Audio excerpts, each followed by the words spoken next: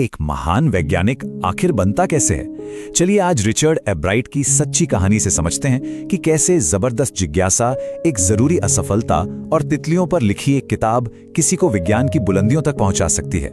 तो सवाल यही है कि एक महान वैज्ञानिक बनने के पीछे का राज क्या है? वो कौन सी चीजें हैं, कौन से गुण हैं जो किसी इंसान को इस रास्ते पर ले जाते हैं? आइए इसी सवाल का जवाब ढूंढते हैं। कम से कम रिचर्ड एब्राइट की कहानी में तो सफलता की रेसिपी में 3 चीजें पक्की थीं। पहला, कभी ना खत्म होने वाली जिज्ञासा। दूसरा, एक बड़ी नाकामी। और तीसरा, तितलियों पर लिखी बस एक किताब। यही वो मोड़ थे जिन्होंने उनकी पूरी जिंदगी बदल दी। तो कहानी की शुरुआत होती है एक बच्चे से, रिचर्ड एब्राइट, जिनका दिमाग बहुत तेज था और जिनके मन में सवालों का समंदर था। उनके लिए ये दुनिया एक बहुत बड़ी पहेली थी जिसे वो हर हाल में सुलझाना चाहते थे। अंदाजा लगाइए, जब वो सिर्फ दूसरी क्लास में थे, उन्होंने अपने घर के आसपास मिलने वाली तितलियों की सभी 25 की 25 प्रजातियां पकड़कर इकट्ठा कर ली थी। ये सिर्फ एक हॉबी नहीं थी, ये एक जुनून था। लेकिन देखिए, सिर्फ जिज्ञासा होना ही काफी नहीं होता, उसे सही दिशा और एनकरेजमेंट की भी जरूरत पड़ती है। और यहीं पर उनकी माँ का किरदार कहानी में आता है।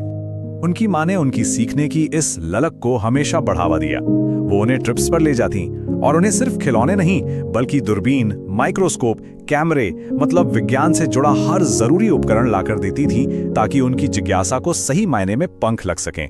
पर इन सभी चीजों में जो सबसे कीमती तोहफा था वो थी एक किताब। किताब का नाम था the travels of monarch x.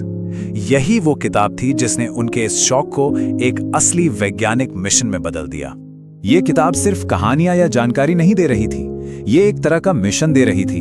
इसमें पढ़ने वालों को डॉक्टर अर्कहार्ट नाम के एक साइंटिस्ट की मदद करने के लिए तितलियों को टैग करने का न्योता दिया गया था। बस यहीं से रिचर्ड के शौक को एक मकसद मिला और उनका असली वैज्ञानिक सफर शुरू हो गया। लेकिन कामयाबी का रास्ता कभी भी सीधा नहीं होता, है ना? एब्राइट की जिंदगी में भी पहला बड़ा मोड़ तब आया जब उन्हें हार का सामना करना पड़ा। तो 7वीं क्लास की बात है, उन्होंने एक साइंस फेयर में हिस्सा लिया। प्रोजेक्ट के नाम पर वो मेंढक के टिश्यूज की कुछ स्लाइड्स का एक सिंपल सा डिस्प्ले ले गए थे और नतीजा, उन्हें कोई इनाम नहीं मिला। वो हार गए थे। और इसी हार ने उन्हें वो सबक सिखाया जो शायद कोई जीत नहीं सिखा पाती। उन्हें यह एहसास हुआ कि असली विज्ञान सिर्फ चीजों को करीने से दिखाने का नाम नहीं, बल्कि असली प्रयोग करके कुछ नया खोजने का नाम है। तो इस सबक के बाद एब्राइट ने अपना तरीका पूरी तरह बदल दिया। उन्होंने सिर्फ डिस्प्ले बनाना बंद किया और असली प्रयोगों की दुनिया में कदम रखा। एक ऐसी दुनिया जहां हर सवाल एक नई खोज का रास्ता खोलता था। अगले ही साल उन्होंने एक असली प्रॉब्लम पर काम किया। उन्होंने उस बीमारी की वजह ढूंढने की कोशिश की जिससे हर कुछ साल में लगभग सारी मोनार्क कैटरपिलर मर जाती थीं। और इस बार वो जीते। अब उनका अगला प्रोजेक्ट तो और भी ज्यादा दिलचस्प था। देखिए, एक थ्योरी थी कि वाइसरॉय तितलियां दिखने में मोनार्क तितलियों जैसी इसलिए होती हैं ताकि पक्षियों ने ना खाएं, क्योंकि मोनार्क तितलियां पक्षियों को अच्छी नहीं लगती। एब्राइट ने इस थ्योरी को टेस्ट किया और पाया कि कुछ पक्षी तो मोनार्क को भी खाते हैं, जिसने इस पूरे सिद्धांत को एक नई चुनौती दे दी। उनका काम और भी गहरा होता गया जब उनका ध्यान एक बहुत ही मामूली से दिखने वाले सवाल पर गया। मोनार्क प्यूपा पर जो 12 सुनहरे धब्बे होते हैं, क्या वो सिर्फ सजावट के लिए हैं?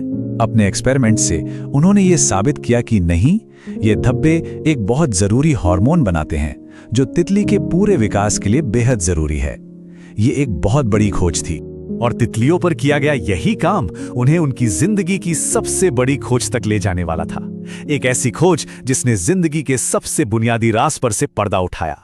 और यहीं पर कहानी ने एक जबरदस्त मोड़ लिया। जब वो उन्हीं सुनहरे धब्बों से निकलने वाले हार्मोन की एक्सरे तस्वीरें देख रहे थे, तभी उनके दिमाग में एक बिजली सी कौंधी।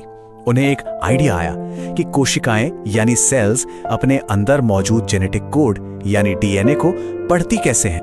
अब डीएनए क्या है? आसान भाषा में कहें तो ये जिंदगी का ब्लूप्रिंट है। जैसे एक बिल्डिंग का नक्शा होता है ना, जो बताता है कि कौन सी चीज कहां और कैसे बनेगी, ठीक वैसे ही डीएनए हर सेल को बताता है कि उसे क्या बनना है और क्या करना है। और इसी कमाल के आइडिया पर काम करते हुए एब्राइट और उनके एक दोस्त ने मिलकर एक मॉडल तैयार किया। इस मॉडल ने दुनिया को पहली बार दिखाया कि डीएनए काम कैसे करता है। उन्होंने ये साबित कर दिया कि डीएनए ही असल में जीवन का ब्लूप्रिंट है। तो रिचर्ड एब्राइट की इस पूरी कहानी से हमें क्या सीखने को मिलता है? एक कामयाब वैज्ञानिक बनने के लिए आखिर किन चीजों की जरूरत होती है। चलिए उन जरूरी गुणों को समझते हैं। तो सफलता का नुस्खा क्या है? सबसे पहले तो एक तेज दिमाग जो हमेशा सवाल पूछे। दूसरा, एक ऐसी जिज्ञासा जो कभी शांत ना हो। तीसरा, जीतने की जिद लेकिन सही कारणों के लिए, सिर्फ सबसे बेहतर काम करने के लिए। और हाँ, हार को एक सबक और आगे बढ़ने की सीढ़ी बनाने का हुनर। उनके एक टीचर ने बिल्कुल सही कहा था कि रिचर्ड में कंपटीशन की भावना तो थी, लेकिन दूसरों को हराने के लिए नहीं, बल्कि खुद के काम को बेहतरीन बनाने के लिए। वो बस अपना बेस्ट देना चाहते थे हर बार। रिचर्ड एब्राइट की कहानी हमें यही दिखाती है कि एक मामूली सा शौक और कभी ना हार मानने वाली जिज्ञासा क्या कुछ कर सकती है। तो सवाल यह है कि किसी एक इंसान की जिज्ञासा और कौन-कौन से नए दरवाजे खोल सकती है।